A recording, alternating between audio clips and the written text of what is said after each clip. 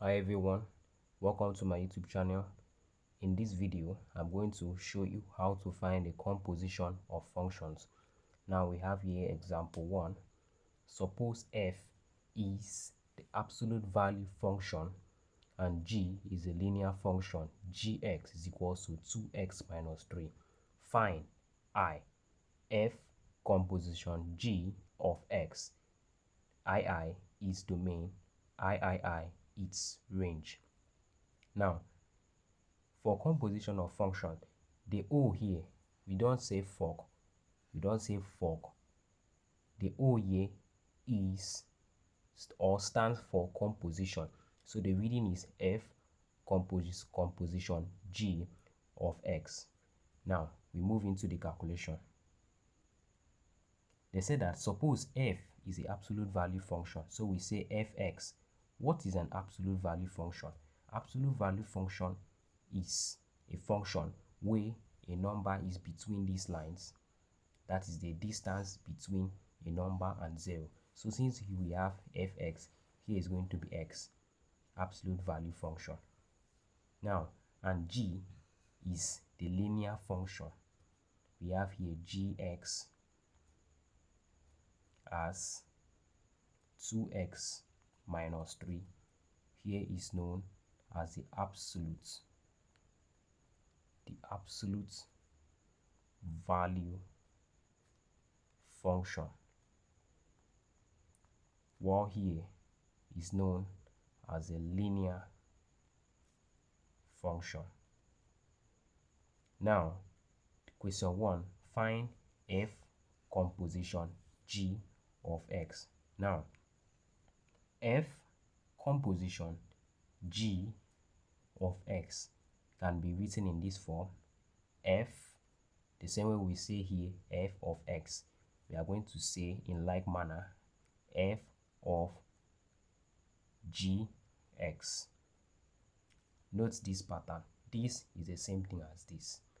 Now we move further. Equals to, what is the value of g of x? G of x here is 2x minus 3. So we write f 2x minus 3. 2x minus 3. Now, you can now see that, for example, we have fx, and here we have 2x using the same value. You can now see here that f is equals to f, x is equals to this. They are the same. This can cancel this, and x is equals to this. So because this is equals to this, we now substitute the value of this x, the actual value of this x, which is what?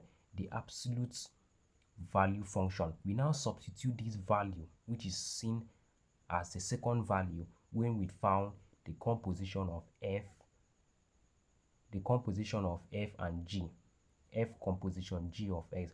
We are now going to substitute this value. Since they are equal, we will now substitute this value into this, since they are equal. So now, what do we have here? We have that this is the value 2x minus 3. That is the f composition g of x is equals to the absolute value of 2x minus 3. Now we are asked to find the domain of f composition g of x. We know that the domain of an absolute value function is all real numbers. Let's say domain is equals to all real numbers or minus infinity, comma, infinity. All real numbers can be written either in this form or this form. These are the two ways to write all real numbers, because if you insert 0 here,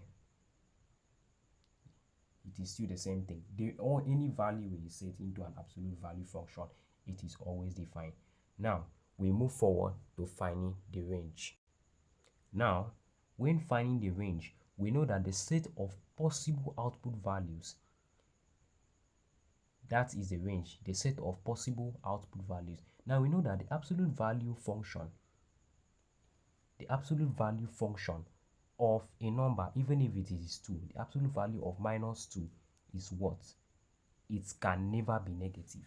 That is, the absolute value of -2 is saying the distance between -2 and 0. The distance between -2 and 0 is 2, not -2. Why? Because the distance of a number can never and never be negative. Now, because the distance of a number can never be negative, the smallest number that this value can reach is 0.